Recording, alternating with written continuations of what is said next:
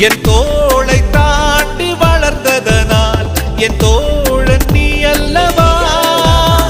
என் வேள்வியாவும் வென்றதனால் என் பாதி நீ அல்லவா.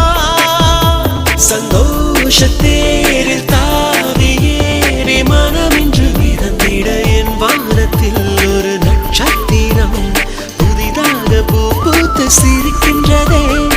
எங்கே